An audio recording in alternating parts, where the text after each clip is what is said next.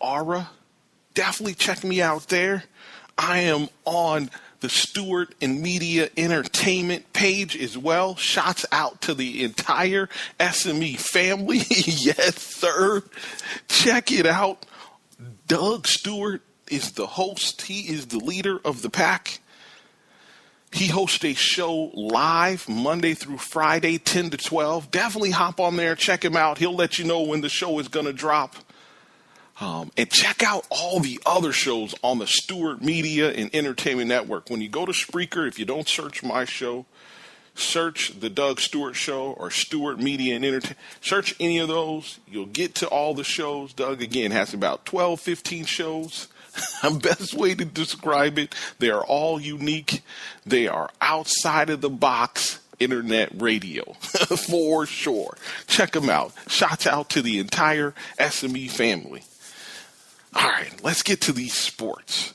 Other things. If you don't have any of those, you want to hit me on email. Last couple contact things, you can hit me on email. Email is mailbagmarcus@gmail.com. You can definitely hit me there. And the phone number to the show, if you want to call, drop me a line, drop me a message, you can do that as well.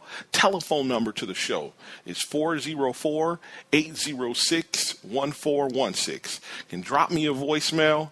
Don't answer that line. And like I said, if it's worthy, it'll definitely get some airplay. I'm working on that for you. Got you. All right. Let's start in the NFL. We're going to go to some football stuff. Again, no Hall of Fame game. Excuse me. Sorry about that. Yeah, no game, no Hall of Fame game. So for all the football heads, again, you'll get games this week. By the time you hear this show, you'll probably have already seen a game. So no worries about that. One thing I'll say regarding there being no game, and probably going to be a lot of talk about it, again, until a game is actually played. You know who's not upset one iota about this? The players.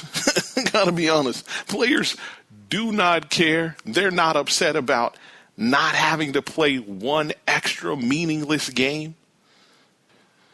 You already have 4 of them. So making Green Bay and Indianapolis play a 5th preseason game is just cruel. So again, those teams won't be mad.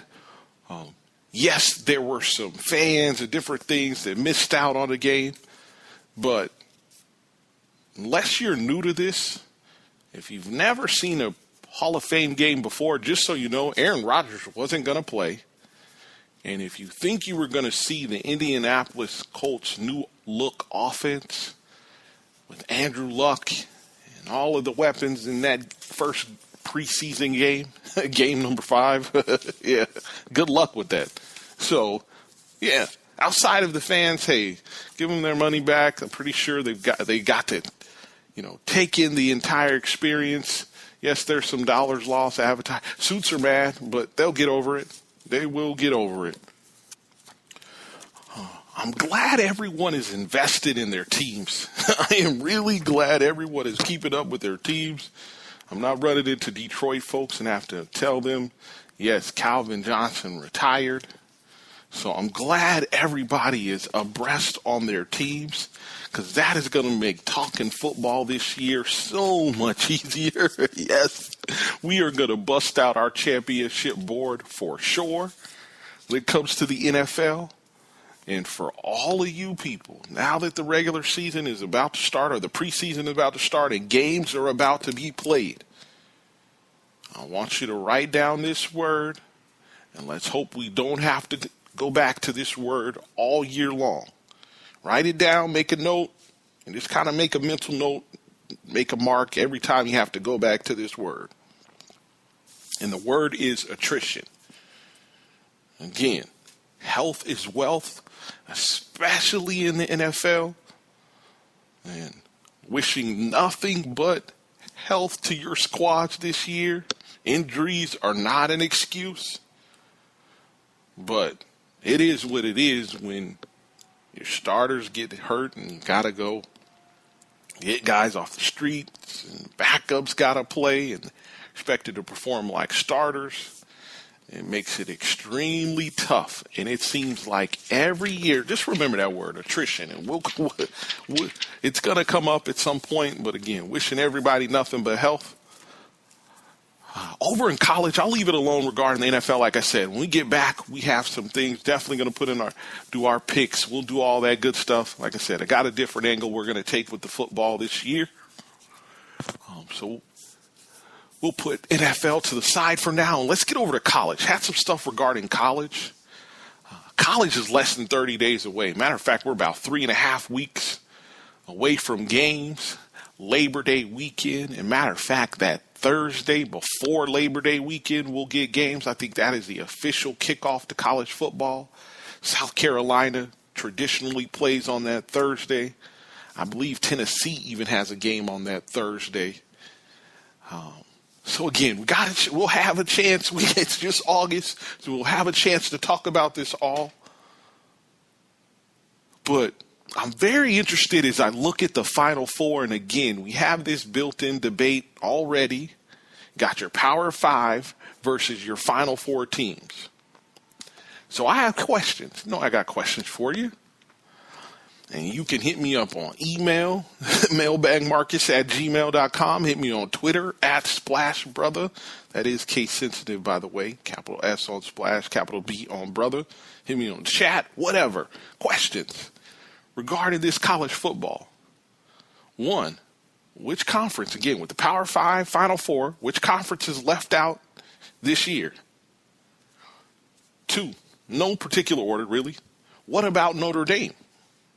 Anybody giving Notre Dame a chance at the Final Four this year? I really do think they have a legit shot. If that's the case, that means 2 conferences will be left out. Which 2 conferences, if you had to rank them, who would you say is in? The consensus in the Big 12, everything I read and go over, the consensus in the Big 12 is Oklahoma.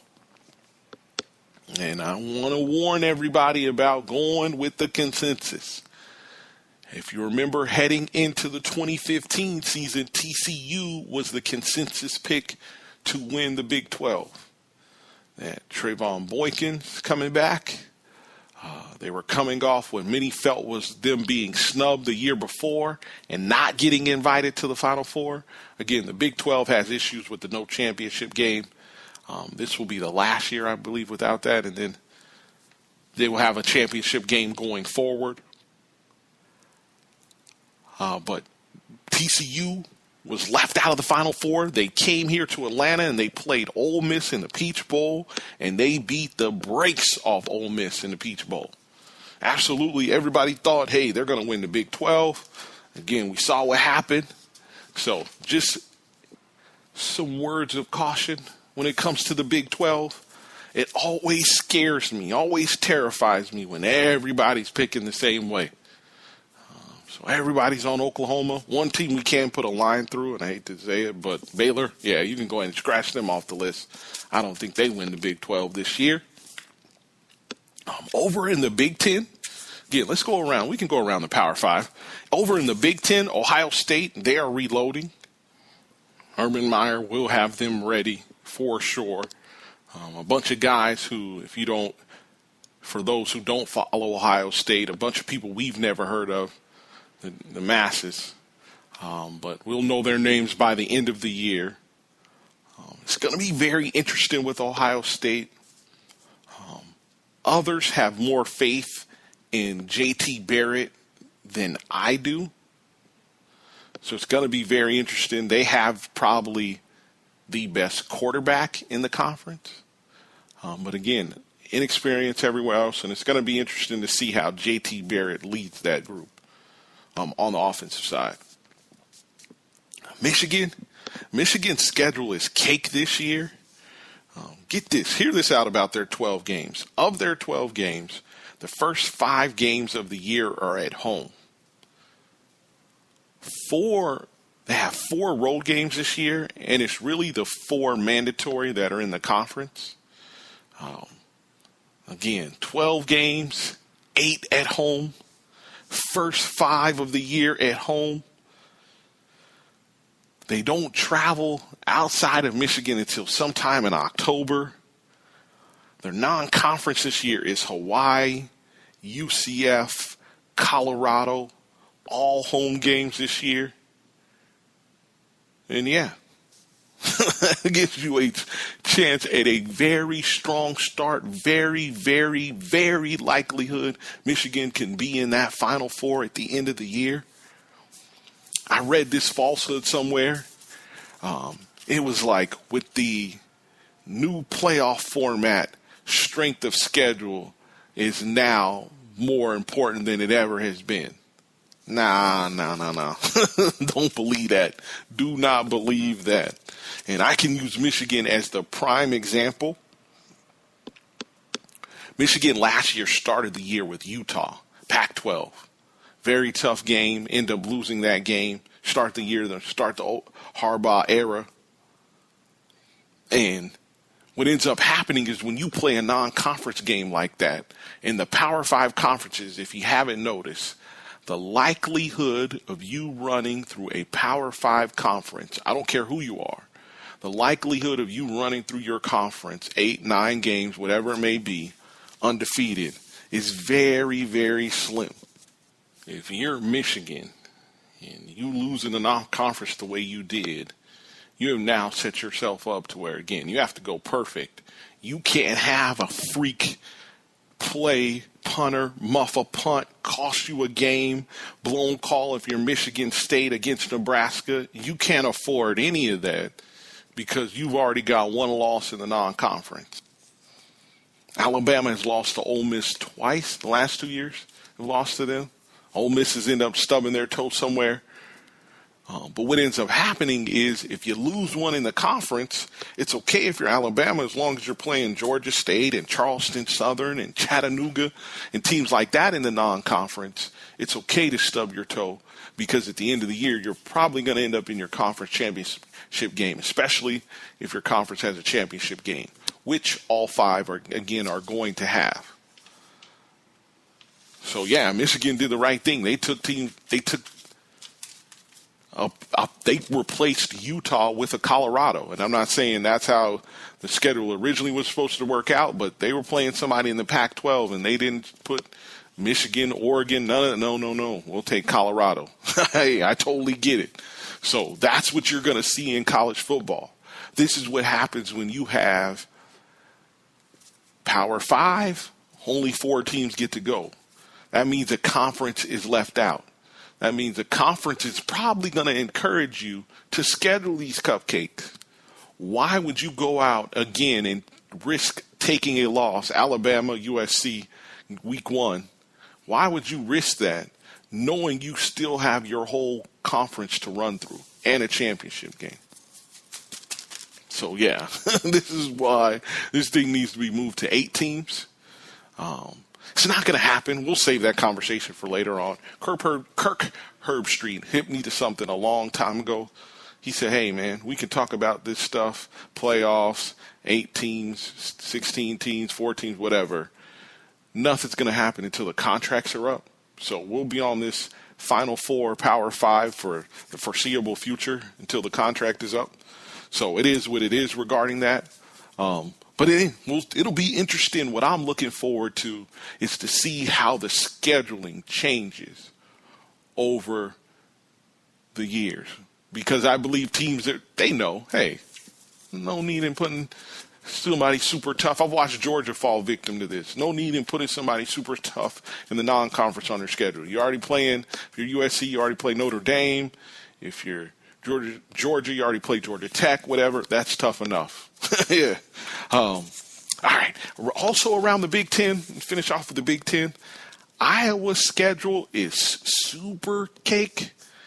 It is ridiculous. They're over in the west side of the division of the Big Ten. So they avoid Michigan State, Ohio State, and Michigan. This year they only get Michigan, and that game is at Iowa. That's the only team they're facing from the East. So, again, another team that will have a chance, will be there at the end of the year, should be there at the end of the year, and have a chance at that Final Four, probably play in that Big Ten championship game and have a chance to make it into the Final Four. Last but certainly not least, that leaves Michigan State, the defending champs. Definitely interested to see what Coach D'Antonio does now. Connor Cook has been